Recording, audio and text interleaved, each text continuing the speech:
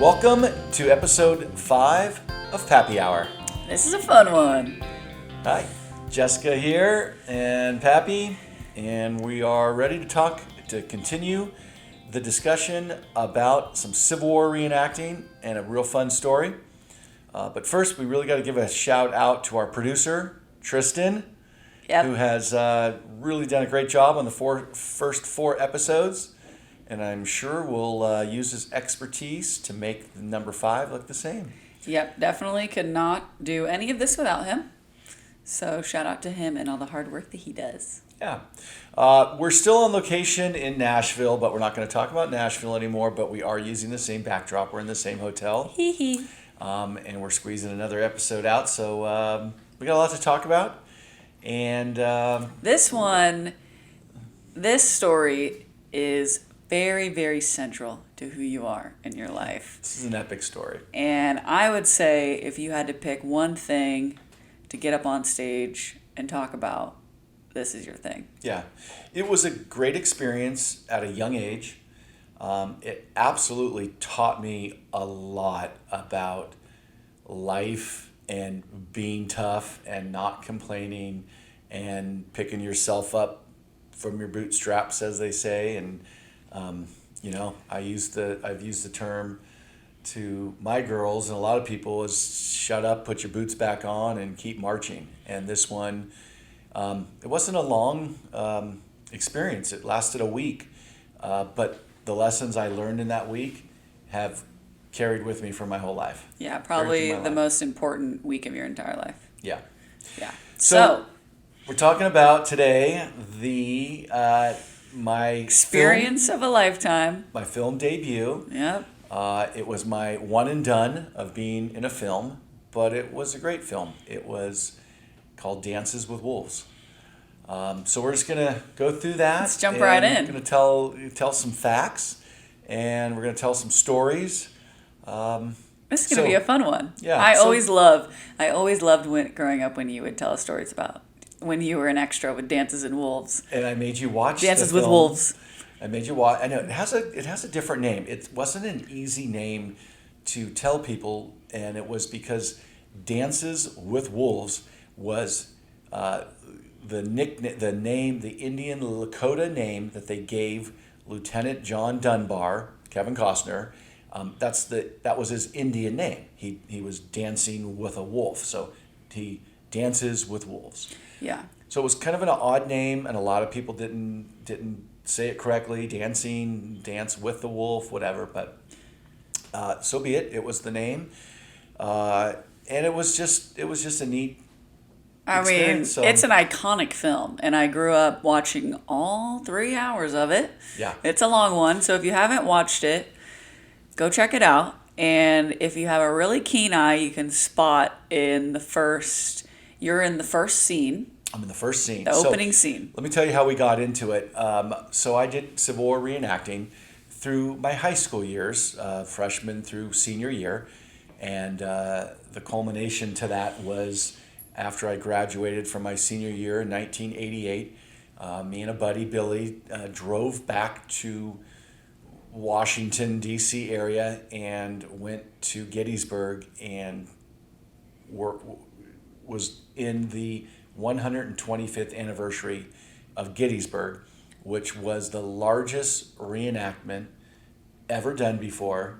I believe there was a couple numbers, but I think it was somewhere around 16,000 reenactors on that battlefield and in one day. And that was the largest reenactment, and I don't think there's been one bigger than that, because I thought that when they did the 150th anniversary of Gettysburg, which was in 2013, that it would beat it, and it did not, because the one thing about Civil War reenactors, they always couldn't get along very well. Like there was too many nerds in one room, and so they split up. So they did 2 reenactments, and it didn't beat the record. So I think Gettysburg in 1988 was still the largest reenactment. Okay, so you did that. So I went off to college in the fall of 1988, and I kind of left the reenacting world a little bit. Didn't keep up with the, West Coast reenacting, and I rejoined my unit in the spring and went and fought in the Battle of the Wilderness, which was in Northern Virginia around Fredericksburg. And that was a really cool experience. When I reenacted in Gettysburg, I was the second lieutenant of our company. So I no longer got to shoot a rifle, I ran around with a sword. And there was a captain of the company. And that was a promotion from rifle to sword? Yeah. So after I was no longer a sergeant, when you become an officer, I was reenacting as a lieutenant, I had a sword and a pistol. So I got 6 shots and waved my sword around.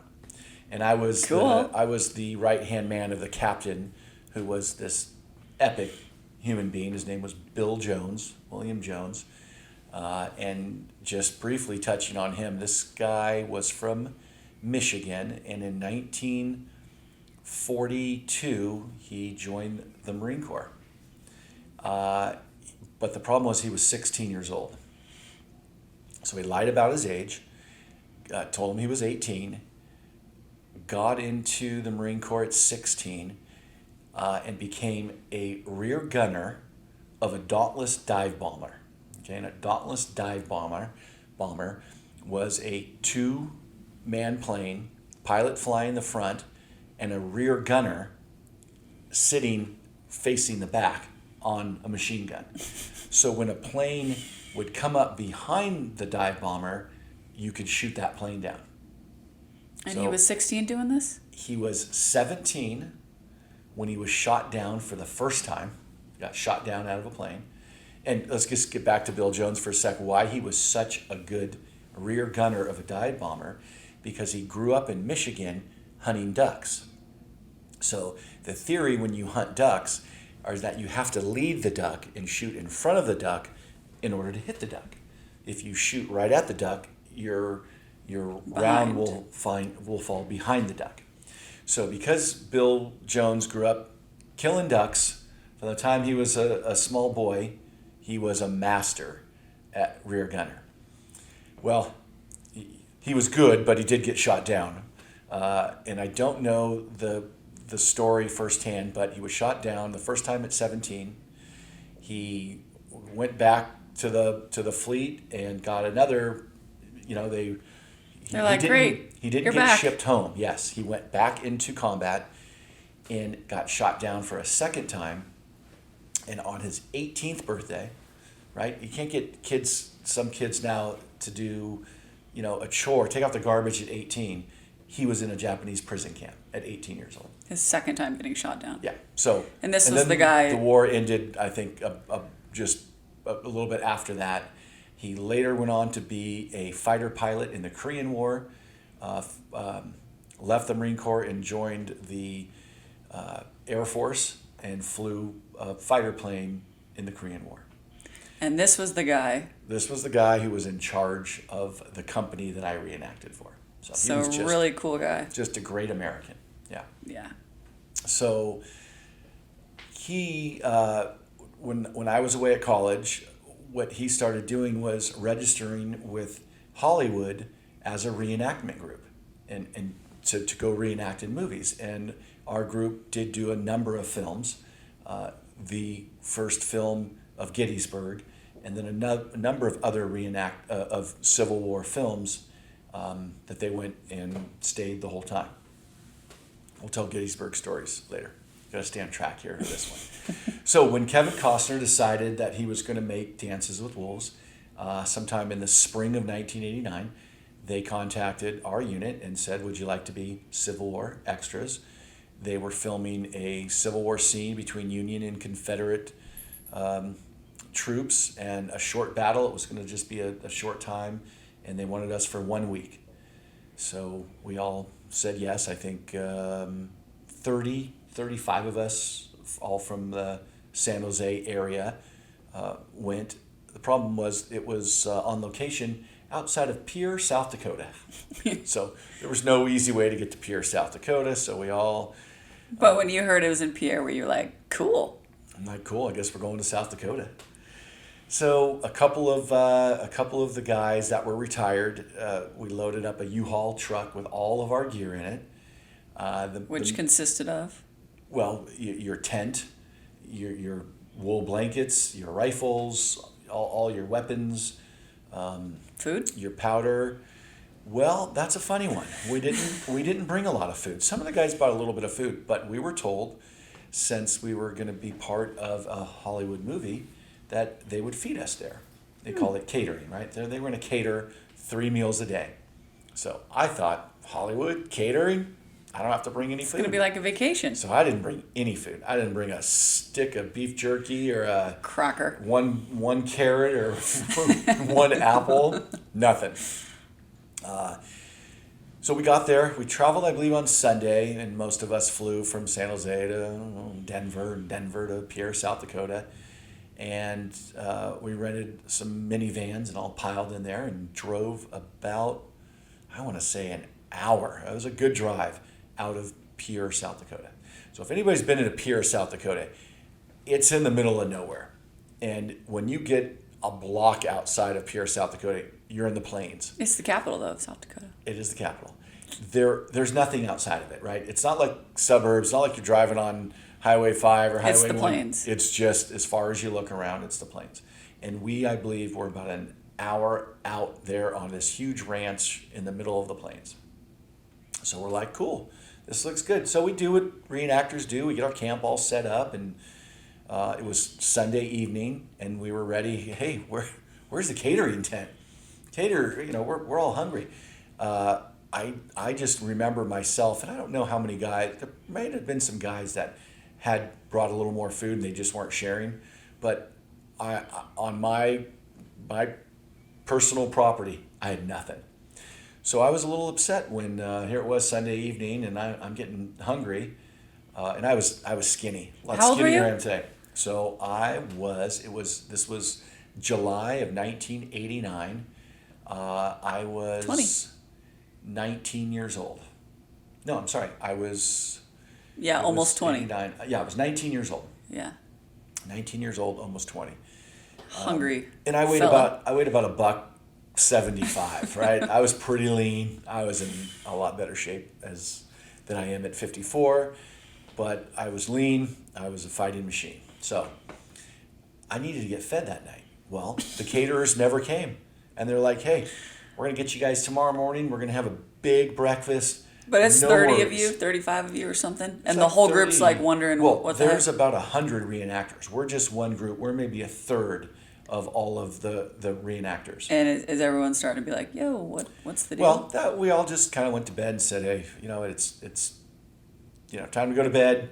Probably Who had a was the few- point person for them? I don't remember. It was, just some young Hollywood people that Yeah. were fresh from LA and they were all staying in hotels in Pierre. So they were going back to the hotel and Yeah, they're like, good luck get a to you. burger and a couple beers and call it a night. So we all go to bed, sleep on a ground that is hard as a rock. It was like, it's July in the plains, so it's parched earth that is literally hard as a rock. And so we had a little bit of straw we put down, and then in a wool blanket, and you're sleeping on the dirt. So we get up the next morning. We're supposed to film Monday through Friday, and we were supposed to leave either Saturday or Sunday. So it was just supposed to be a 5-day filming gig. So we all line up. We shake off the cobwebs from the night before, line up, and hey, where's the breakfast? Oh, and here comes the little 20-year-old Hollywood people. They couldn't make it this morning, but we're gonna get you tonight. We're gonna have a really big dinner. So off we go. Are you starving by this point? Now I'm upset and really hungry, and we go off on our first day of reenacting. So you've had no food. You weren't able to scrounge anything up from anyone? I don't know. Maybe I had a bite of something, but I just remember being hungry. And coming off a year at Chico State where Domino's was a $5 pizza and 15 minutes away. You were eating good. I never got hungry. I was hungry. So we do this reenacting. If anybody's ever been involved in filming a film, not, taping an episode or something, but a film, it is like watching paint dry, Grass grow. grass grow. I mean, it's just a painful experience. A lot of just standing around. Standing around, and they had filmed how a film works. I'm not sure today, but how it worked is everything was filmed on cameras that were owned by a company called Panavision, and so you couldn't buy a film camera. They owned them all, and they rented you cameras. So depending on how big your budget was, if it was a grandeur Hollywood budget, maybe you would rent 5 cameras. I think Dances with Wolves was filmed with a couple. I only remember seeing one when they were doing ours. Maybe they got a second one. So what they would do is set up a railroad track on this parched earth and then run like a little boxcar with the camera on it. And have a guy with the camera running with it. And if someone would be pushing the boxcar, and that's how you did a pan of a film. So And if you watch that opening scene and you see him running the horse across the field, that's how that was all shot. all filmed by that, yes. Yeah. So as soon as they did a scene, they'd be like, we need it 10 feet back.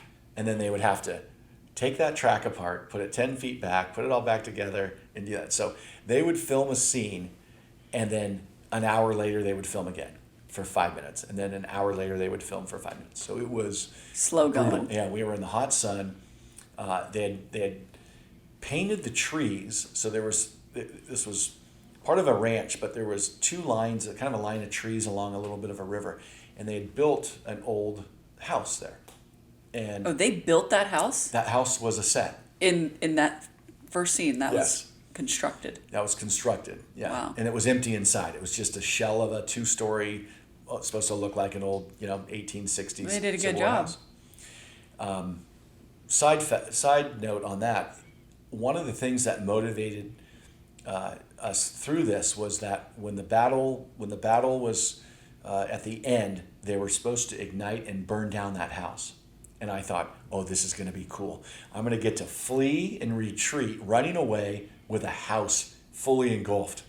So talk about special effects. That was your carrot at the That end was of the... that was the carrot, and they ended up not burning the house down because the farmer who they had leased the land from liked it so much and wanted it, and he paid them, cut some side deal that they were going to leave the house. So after all that, the house didn't burn down.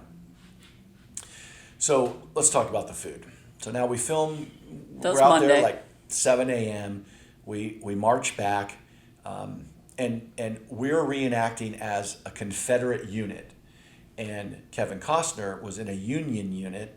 So we're the South, they're the North, and we're trying to shoot Kevin Costner, and that's like the opening part of the film. He's riding his horse, he's waving his arms, Yeah. and we're all supposed to be shooting at him, and then he motivates the Union forces to launch Well, he another distracts. attack. He distracts you guys with his antics of flailing his arms in the air, Yes. and then the Union catches y'all by surprise. Yes, and they come charges. and they charge and run us off, and It's a cool scene. shoot us off. Yeah, so it's a quick little scene. It's historically not very historically correct, like something like that wouldn't have happened. Who knows? Yeah, there's a good chance he would have been knocked off his horse, but it was Kevin Costner's. It was Hollywood. He was, so Kevin Costner was the director and the producer of the film. Yeah. So he starred in it, directed it, produced it. It's pretty rare, especially for 1989. And it was his directorial debut. His first one. Yeah. His first shot. So if Costner would have burned on this film, which You would not be watching ironically- Yellowstone today. You would not be watching Yellowstone. But ironically, his films that were after Dances with Wolves didn't do real well. He made one called The Postman. That was another long film, and it didn't do well. And then he made one, Waterworld, where he was in the future, where he had some gills and he could swim underwater. And it What? was it was like a Mad Max kind of it was a Mad Max on the water. And again, it had a huge budget because then he had cashed in on Dances with Wolves, and it did poorly at the box office as well. Well, Dances with Wolves not only is an Academy Award winner, Yes, it is. it's won. Let's talk about the awards. It's not just one award. It won seven 7 Academy Awards. Which did you jot down which ones they were? Yeah, 7 Academy Awards for Best Picture. It was 1 out of 4. You were in a Best Picture film. Best Picture. That's cool. Best Reenactor in Best Picture. Pappy Hour. Yeah.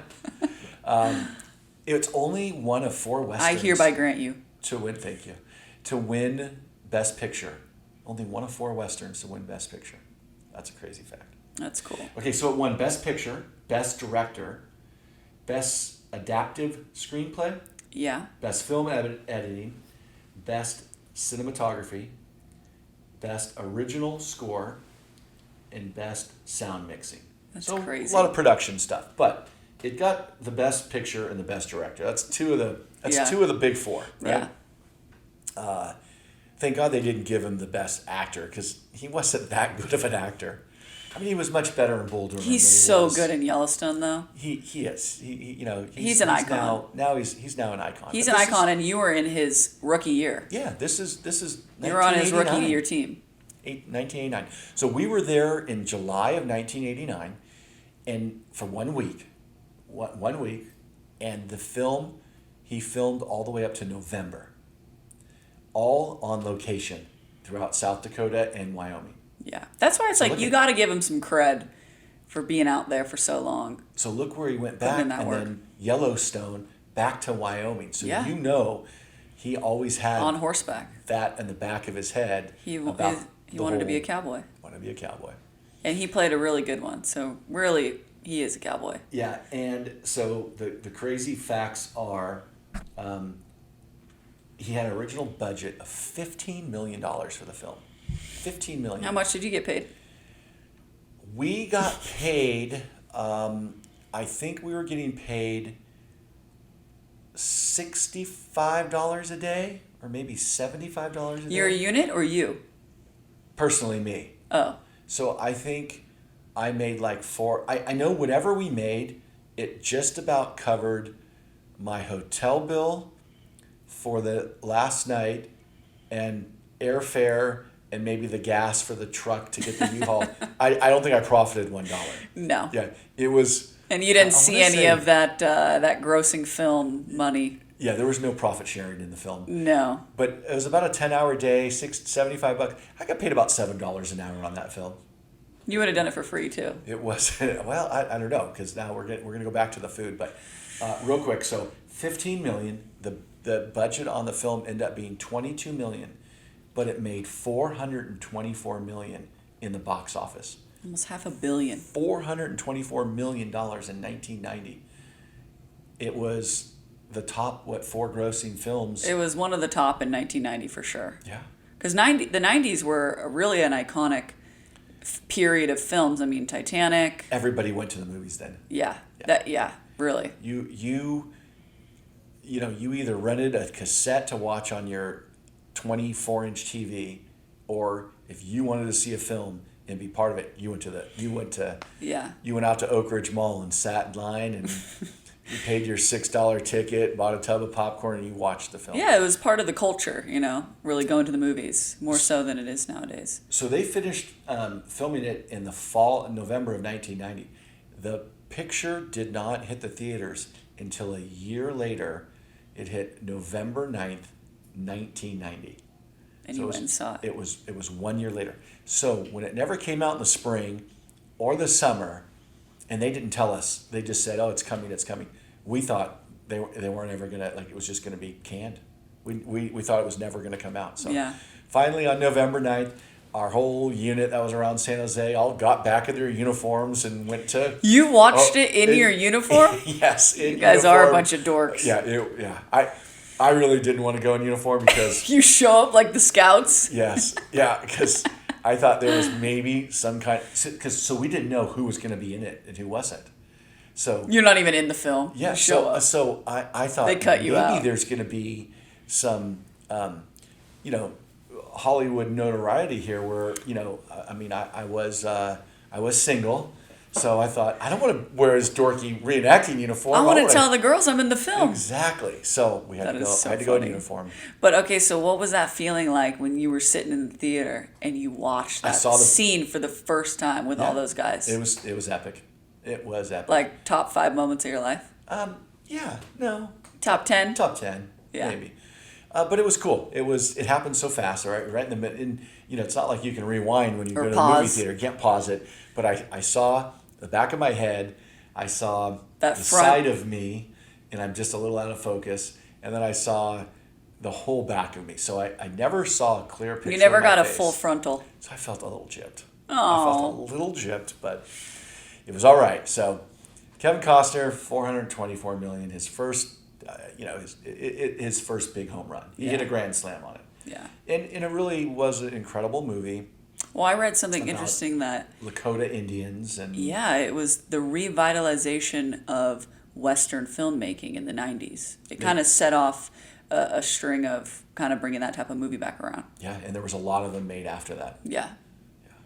Okay, back to Okay, Starving so Path. now it's Monday evening, and I'm like, okay, man, I'm about to eat a rabbit right now. Okay, I am. I'm about to eat my super buddy. hungry, okay, the last time I had food was airport food Sunday morning. Now this is Monday night. You filmed all day. Filmed all day. I mean, marched But nothing all day. fun. No. It was him flying by and just take 1, take 22, take 37, right? Yeah. And so we got back there thinking, okay, now I'm ready to chow down. I'm super hungry. So they told us the caterers couldn't make it. There's no food. And you were about to throw hands. Yeah. I'm like, okay. So now I might go into some the older reenactors that I'm like, hey, does someone have any food? And by this time, guys were pulling what food they had. And you're not the only one. Yeah, and there's all the young guys were ill prepared like always, and all the old guys I know had stashed some food. But then the food hit because a guy that was staying in a trailer, maybe 25 yards from our little camp, we had a little fire going, starts screaming and hollering and so I hear the word snake, like he's like, I got a snake, and they had told us that there's a lot of rattlesnakes. So next to the fire for chopping wood was a hatchet. So I grab the hatchet and I start running over there. And this fellow reenactor has about a 6-foot rattlesnake, a big rattlesnake, and he's got it pinned underneath the step of his trailer or camper, whatever it was, and he's got it pinned down with a shovel. Like the head? No, he has it about mid-body, and then he has it about 8 inches from the head. It's pinned down in like 2 places.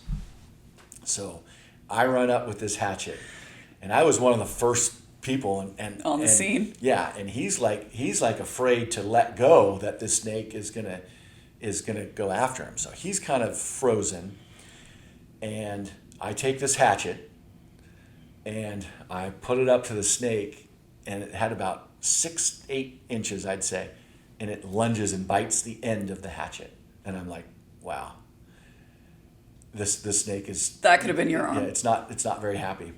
So I look up at him and I say, don't let the shovel go, or I'm going to hit you in the head with this hatchet. Don't. And he said, okay, I won't. And I go down in there and I start going medieval Viking on this rattlesnake, and I cut its head off. So I cut its head off, and being a reenactor and learning from these guys that had been out all over the world, a snake, once you cut out its head off, a snake will still bite you. And have venom. And the venom is still in there. So you never pick up a snake head until like the next day. So I scoop the head that I just removed from the rest of the snake, Parsed off. and I move it off to the side, and I reach in and I grab the rattlesnake, and I turn around with the hatchet. Now there's about 25 people behind me because everybody kept coming after all this was going on. And I stand up, and the snake wraps its body around my arm and squeezes my arm. Now I know the snake can't bite me because I cut its head off. It had no head. You're just But it holding the was- snake body. I'm holding the snake by its rattles, and I hold it up like to show my trophy off, but the snake wraps around my arm and squeezes my arm. Hard? No, but I mean not painfully, but that its body was contracting with no head.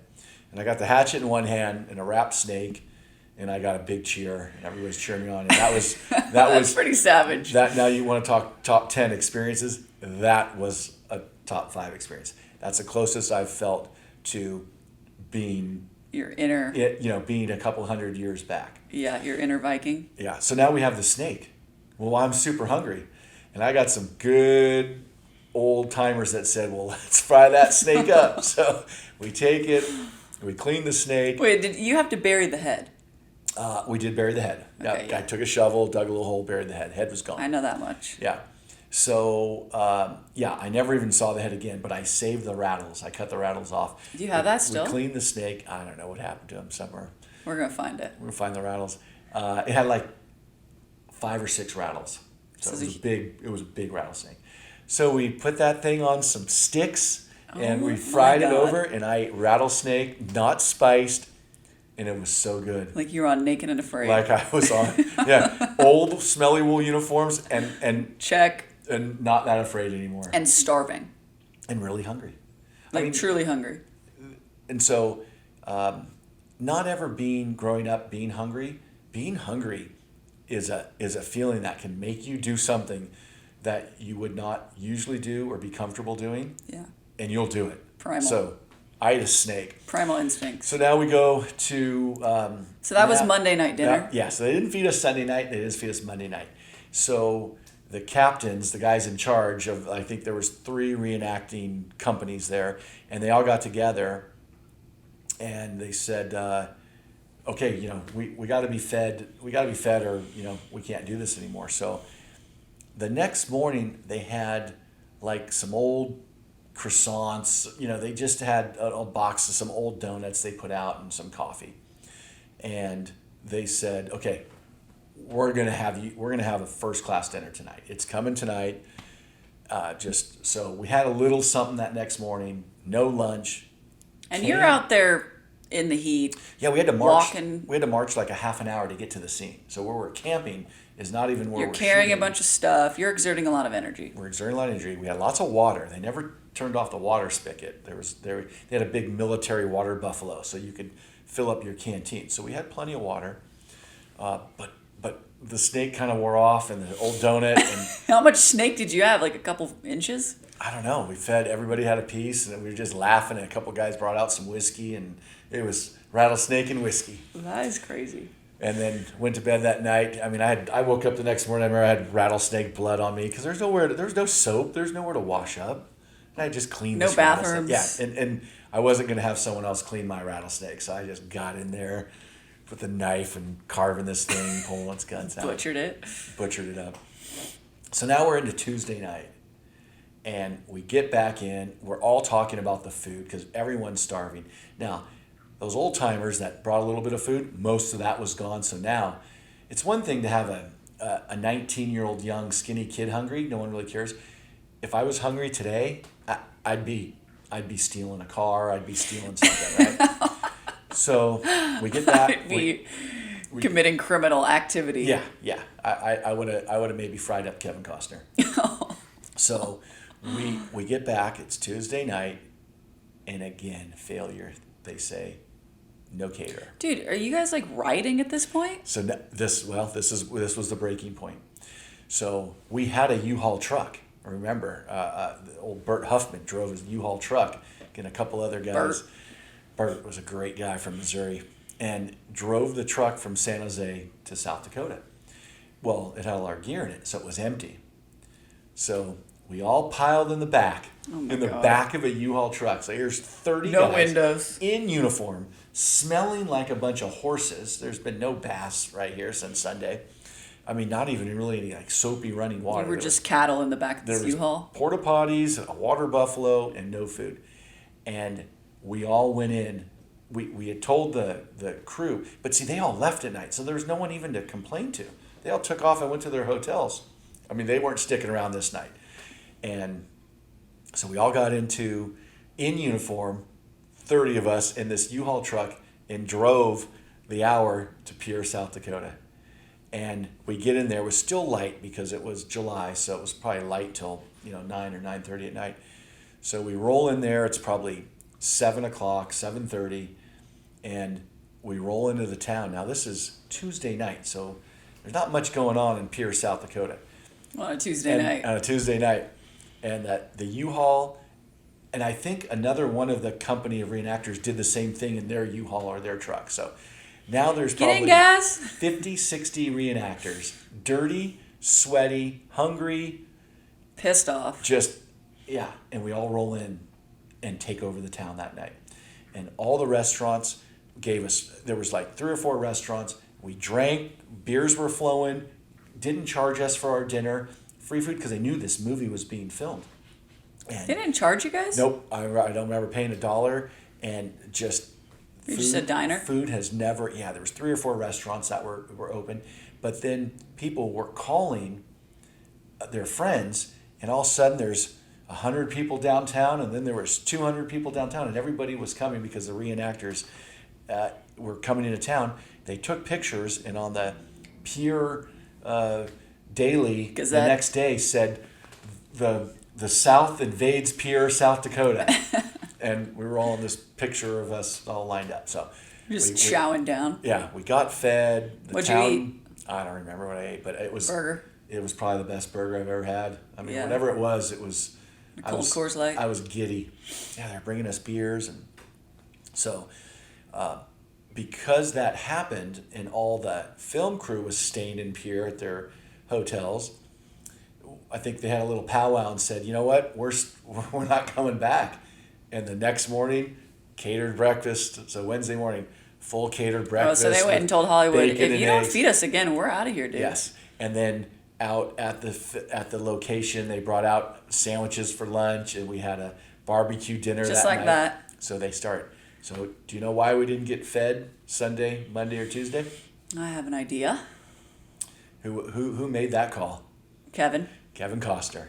Kevin Costner said, "I don't want to feed him because I want him looking Mangy. hungry." Yes, he wanted the little Confederate soldiers to be mangy, angry, dirty. And How it would have been. I think he probably thought he was going to get away with it for like one meal, and we let him get away with it for 2 full days, and then after that, the food was great, and he fed us, and we had all. Well, did the filming of the scene that went in the movie happen on that Monday, Tuesday? It kind of happened. Yeah. It was Monday through Friday. Well, so I know, but the final cut that made the movie, did he use that footage that was shot Monday, Tuesday when y'all were angry and I don't know, hungry and the filming of it was so sometimes out of sporadic? And, well, just it was. They did so many different parts of it. yeah. There's I no know way to tell. The last part where the Union forces are coming down and the battle kind of culminates at the end. That was done, I think, Thursday and Friday. That was kind of the last day. Yeah. And the guy who takes one in the head, he was the sniper. He was a guy from our unit. He was a great guy, fire captain from. How do they decide who got that? They picked him because he looked so mangy. He had this great mangy mustache, and he had kind of some long greasy looking hair. And he looked. They're like, you look terrible. Yeah. We're gonna put you in the and film. he was this awesome, fire captain, brilliant, knew the answer to everything we ever asked him, and he got the headshot, and That's a great special effects scene. were so basic. You think there's some all this crazy special effects. They blew a blowgun, A blow dart? a blow dart with a red, like a when you go paintballing. So they basically blew a red paintball right into his forehead, and then they hooked him up in a leather harness, cut a hole in the back of his jacket, and clipped a rope onto it. So when the film camera was right in front of him, and they blew the dart, and as soon as the dart hit his head, they yanked him back. Ouch. Yeah, How many times did he have to do that? like 6. Oh my God. Yeah, and he manned up and he did it all. I think they did it like 6 takes. That's like whiplash. Yeah, and then when the film came out, and that's because we knew that happened. I mean, that was like a whole day of filming was that headshot, and we were all cheering when that happened, and he was there that night, and he got paid for that. A little extra. He made like $1,000 because in Hollywood, if you're a reenactor and you just bounce around and you don't say a word, you get extra pay. Mm-hmm. But if you say a word in a film, you have to get a card. You have to get an Actors Guild card. So he actually got signed up in the Actors Guild, got a card, and I think they gave him, I want to say it was like $1,000 for that. It was pretty cool. That's a cool part of the scene in the beginning there. Yeah, and he got to say, because he was like aiming at Kevin Costner as he was doing his little He's like, butterfly. hold steady. And he said, I We've got got him, I got him. And then he takes one in there. So that was cool because that was a guy Your in guy. our unit. Yeah. Were you a little sad they didn't pick you? And no, I couldn't because I did not reenact as a rifleman. The captain, Captain Bill Jones, wanted me to be his officer, even though I had given up my officer rank. And when I went in the spring to do the wilderness, I went back as a private because I'd gone off to college, so I wasn't at every reenactment. He wanted me to be his second in command. Why? So I don't know, because I was young and I would do anything. Yeah, I see a lot of the older guys, like, it wasn't real military, right? So a lot of guys argued, and I would just say, for me, I would just say, yes, sir, what do you want me to do? Yeah, you just were. Yeah, it was kind of like Coach Pete in softball. I just did what anybody said. I just did. So he liked having me. Yeah, you treated it like it was you were really committed to your role. We'll say. At that time, that's when I was seriously considering after college joining the Marine Corps and becoming a Marine Corps officer. So that was in my wheelhouse. Getting your reps in of saying yes, sir. Yeah. It was, we had a good relationship. So I was an officer, so I was waving a sword behind all the guys. So everybody was on a picket fence with a rifle, and I would stand behind him, and that's why when you do see me, I'm kind of running behind everybody. That's cool. And then I had to turn around and run through a creek, and yeah, it was a great experience. The food experience. But they fed you every day after. Oh yeah, then after that it was chow, all you could eat. Breakfast, lunch, and it was dinner. great, but he was gonna try to see if he could get away with it all week to not feed And Bill Jones. these reenactors, and we sucked it up for a couple days because these guys were all pretty tough guys, right? Yeah, you could go. Let's see. Your last meal was when? Sunday morning. Yeah, Sunday I ate a little little rattlesnake appetizer Monday night. I think I had an old donut Tuesday morning, and then we ate Tuesday night. Yeah. So, yeah, I can't imagine when we watch the show Naked and Afraid and they don't eat for 21 days. Yeah, they do 3 weeks. Yeah, and after 2 days, I was ready to. Or like Alone, where you're out there, it's Last Man Standing. Yeah. Oh, Yeah. that one. That one's intense. Last Man Standing gets like, what is it, like 500,000 or something? Yeah, but they spend a few months out there. Yeah. Yeah, after 2 days, if I would have seen a cow and I had a rifle, I probably would have shot the cow. Took my chances. Short fuse. I was hungry. Short fuse with you. So the movie, that was July of 1989. Guy makes $424 million, 7 Academy Awards. Best Picture, and it was a 3-hour runtime. Wait, I have a question. 3-hour film. Did you get any face-to-face time with Kevin? Yeah, he was a director. I know, but he was he was 10 feet away from us in the whole. But did you have any one-on-one? Hey, Kevin, should I go here? How's that look, Kevin? No. You just How do I look? Am I doing it right, Kevin? Yeah, there was two. It was funny because they hired 2 Hollywood actors to be mounted behind. Let's call us all, the infantry was along the fence, so we weren't portraying any cavalry, but they hired 2 Hollywood actors, and they looked like like they were out of GQ magazine, all clean cut, Chiseled. They did not look like battered Confederate old reenactors, right? So Kevin Costner, after a couple of takes and doing this, he got rid of them, and there was another guy he hired that was a real reenactor that had a horse that this guy was. What? Sorry, folks. Are we still live? Yeah. We No just way. lost power. Wow. Okay.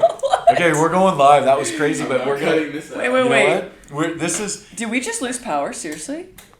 Oh. Yeah. We did. This is crazy. This is Bill Jones saying hi. Hi, Bill. I got your message. Thank you. This is someone saying hi to us because we're talking crazy stuff here. Oh right, my well, hey. God. Okay, our producer Tristan here is going to set up some light for us. We're back. As much light as Literally, we can the get. Embassy Suites downtown Hilton, Nashville, flooded the hotel on Friday, and now we've just lost power. But our producer Tristan is keeping things going here. Thanks, buddy. Yeah. Got a little And power. we haven't lost sound, but if we this would have is had some eerie. Civil War candles here, I mean. No, this is eerie. Like, we're talking about old Civil War reenacting in Tennessee. in Tennessee. In Nashville. We might have sparked something. I think Jess. we Did we ruffled awake? some feathers. Okay, so if we did, we want to wanna- do a shout out wanna to say hi. all of the Union and Confederate troops that did give their life in the Battle of Nashville, and that Hi. Hi. Okay, so yeah. Where were we? What the heck? We need a candle. That was crazy. Oh my gosh. A blackout in the hotel. Yeah, we don't. I don't have any. We were talking about Candles. face-to-face time with Kevin and how he was with the cavalry and he kind of switched so things this up. guy, so this guy had this great look, and like his horse was his best friend. This guy had, he'd done like the Appalachian Trail or the Pacific Crest Trail.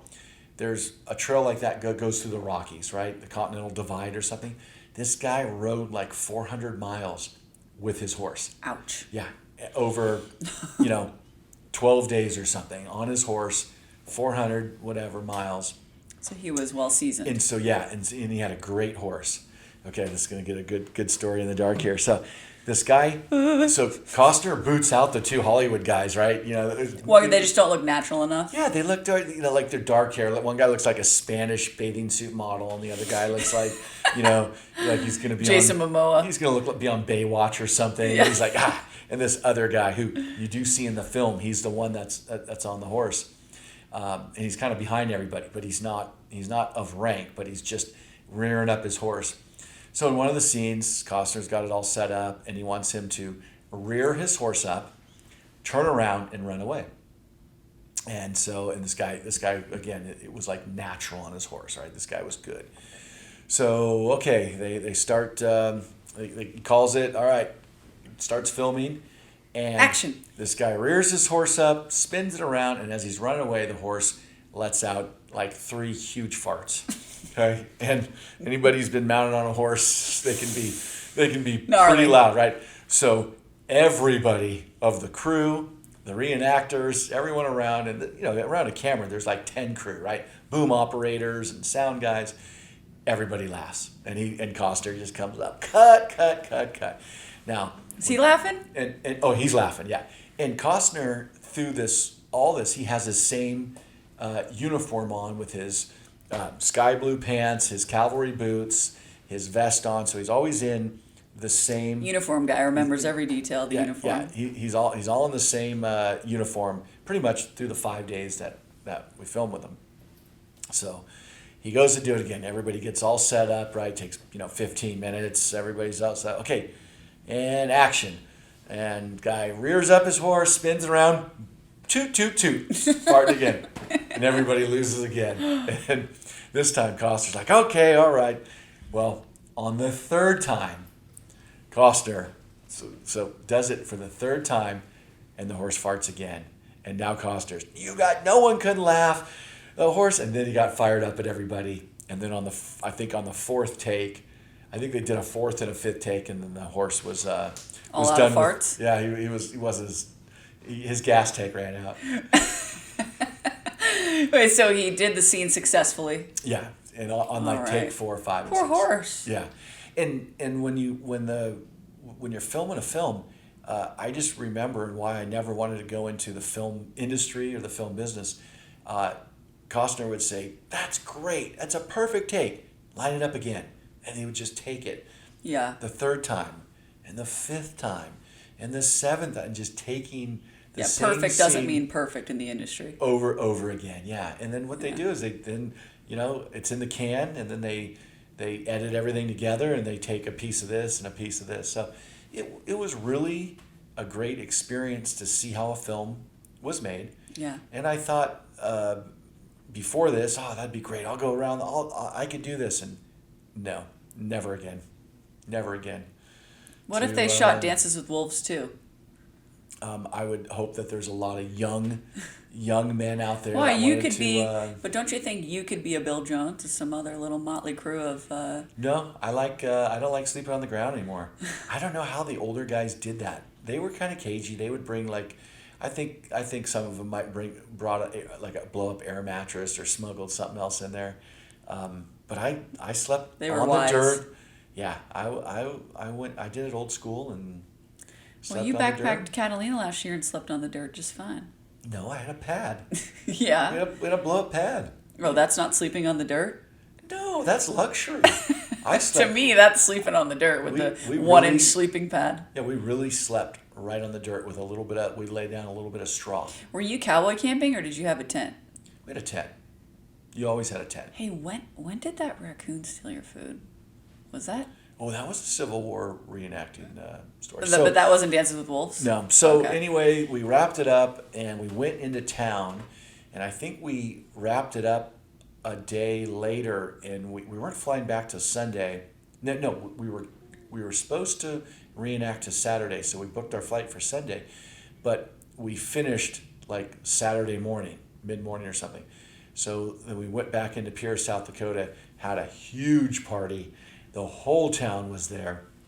All the crew was there. Another feast? And Was Kevin there? yeah, it wasn't about the food then. It was a lot of beers went down. You were well fed. Yeah, we were all celebrities. I think they had the entire, high school or junior college or whatever of Pierre kids. University. Yeah, just it was a huge party.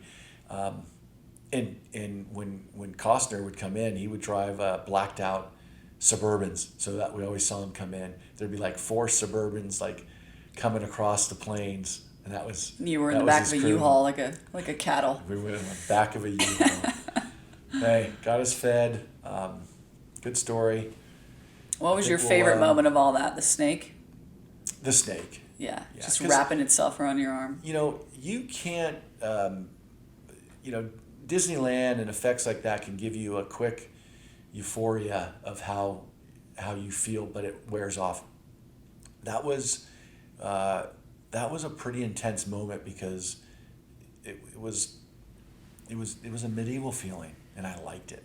Yeah, I liked it. And, it was primal. It's primal. And Everybody else was watching, and I grabbed the axe and I cut its head off. And I was 19 years old. See, if I was 39, I probably wouldn't have. I would have known better. But when you're young, you make decisions on the fly, and Impulsive. I made that decision. Thank God I didn't get It resulted in a really good bit by a story. rattlesnake. The raccoon story was when I was reenacting. We were on Angel Island, spending the night camping there, which no one's allowed to spend the night, and they let the reenactors go there. Where's Angel Island? In the San Francisco Bay. Oh, And I had a big, nice pound of beef jerky that I bought. And that was going to pound be my of beef food. jerky. A pound of beef jerky. That was going to be my food for 2 days on Angel Island. And the first night, I awoke, and there was a raccoon at my feet. So I kind of kicked at him through my blankets, and off he went. Well, what I didn't know is that raccoon, before I woke up, went into my backpack that I used as a pillow and was sleeping on, and pulled out that pound of beef jerky out of my backpack and was escaping with the beef jerky. so you And went then- back to sleep thinking you got rid of him. I went back to sleep. I kicked them off, and they went we heard them fighting all night. Well, they were fighting over my pound of beef jerky. It wasn't until the morning that I noticed, man, something tore open my pack. My pillow's not as... And stole the pound of beef jerky. So the little critter was right underneath me. That's funny. Damn trash pandas. Trash pandas. We call raccoons. We found a good name for them. They are We have a freaking squad pandas. of trash pandas that loiter around our house in San Diego, and you witnessed. I witnessed a mauling of another trash panda. These six. We think it was a mom and like 5 babies ganging up on another, probably male trash panda or female. And they were just mauling this other one. Poor trash little panda. They all ran away. It's crazy. All right, well, that was Dancing with Wolves. That is such an important story that I'm so glad that we just got all down. Seen Even Kevin in the Costner freaking since. dark in this hotel in Nashville, Tennessee, I'm really, really glad we got that one down because I feel like it's so central to who you are. Yeah. I grew up listening to all those stories, and that was a good one. 1989. Yeah. It's crazy. 1 1 week of your life. And it's 1 week? resulted in so much wisdom and fun times. 1 week and a lot of good stories. That was awesome. All right, so we're going to wrap this episode Should we go up. try to figure out what's going on in our Yeah. hotel? Good thing we're on the 24th floor. Hopefully the elevator works. Yeah, it's going to be a long staircase down if we have no power. But Oh my God. thanks for tuning in. Shout out to, again, our great producer, Tristan, who's going to have to get us out of here. Yep. And Veterans Day was yesterday, so another shout out to veterans all across the country. See you next week. I didn't do a shout out to Tommy Bahama last episode because I wasn't wearing a Tommy Bahama, but I'm back in a Tommy Bahama, so I would like to give a shout out to my attire of Tommy Bahama. Your attire of choice that, Tommy, if you're listening, we will gladly partner with you. Send a shirt. Send a shirt. He'll wear it. He promises. I don't know how I'm going to get through 20 or 30 episodes because I don't have that many Tommy Bahama shirts. I know. We're going to start seeing repeats of the Tommies. But, Mr. Bahama, you can help. You can help. You can help. Send a shirt. Send a shirt, please. Send beef jerky and a shirt. Send jerky. All right, guys. See you on the next episode. See you next week.